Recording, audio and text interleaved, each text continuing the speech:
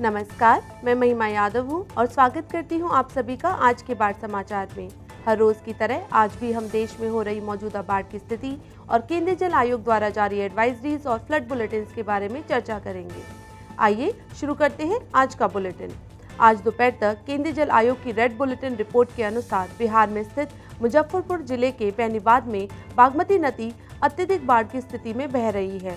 अनुमान है कि आज रात तक जलस्तर में गिरावट दर्ज की जाएगी और नदी की स्थिति गंभीर बाढ़ स्तर पर आ जाएगी, जबकि बिहार और राजस्थान के कई जिलों में ऑरेंज अलर्ट है। इन प्रदेशों में कई प्रमुख नदियां जैसे कि गंगा, बूढ़ी गंडक, कोसी, बागमती, अधवारा, कमला बलान, परमान, दरधा, फुल्हार, दुर्गावती और काली सिंध खतरे के निशान से ऊपर बह रही हैं। जल स्तर और आगामी पूर्वानुमान से जुड़ी विस्तृत जानकारी के लिए आप हमारी ऑफिशियल वेबसाइट पर विजिट कर सकते हैं, जिसका लिंक नीचे स्क्रीन पर उपलब्ध है। आगे बढ़ने से पहले बात करते हैं पिछले 24 घंटों में वर्षा के आंकड़ों के अनुसार प्रमुख वर्षा प्रभावित क्षेत्रों के बारे में, जो कुछ इस प्रकार हैं। हिमाचल प्रदेश और इसके आसपास के पंजाब के क्षेत्र और पूर्वी उत्तराखंड। आइए अब केंद्रीय जल आयोग द्वारा जारी आज की फ्लड एडवाइजरी पर एक नजर डालते हैं। बात करते हैं बिहार की। पिछले कुछ दिनों में अत्यधिक वर्षा के कारण गंगा की उत्तरी सहायक नदियों में उत्पन्न सामान्य से अधिक से लेकर गंभीर बाढ़ की स्थिति फिलहाल स्थिर से घटती अवस्था में है। गंडक, बूढ़ी गंडक, अधवारा, बागमती, कमला बलान, परमान, कोसी और महानंदा नदियों में यह स्थिति देखी जा रही है।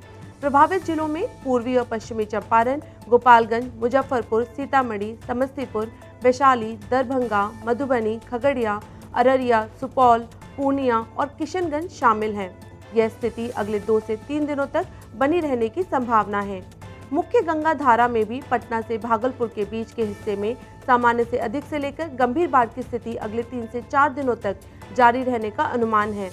वर्तमान में बागमती नदी CWC स्टेशन बेनीबाद पर HFL से ऊपर बह रही है और आज रात तक इसके जलस्तर के घटकर गंभीर बाढ़ की स्थिति में आने की संभावना है। नागरिकों से अनुरोध है कि बाढ़ की स्थिति और जल भराव से जुड़ी ताज़ा जानकारी के लिए केंद्रीय जल आयोग की आधिकारिक वेबसाइट पर एक बार साइन इन कर अवश्य देखें और समय पर अपडेट प्राप्त करें। इसी के साथ आज के बाढ़ समाचार यहीं समाप्त होते हैं। आप सभी से निवेदन है कि केंद्रीय जल आयोग द्वारा उपयोग किए जाने वाले महत्वपूर्ण शब्दों और पारिभाषिक शब्दावली को समझने के लिए हमारा परिचयात्मक वीडियो अवश्य देखें, जिसका लिंक आपको नीचे दिए गए डिस्क्रिप्शन बॉक्स में मिल जाएगा। सूचित रहें, सुरक्षित रहें और हम आपको अगले बुलेटिन में मिलेंगे। तब तक के लिए धन्यवाद।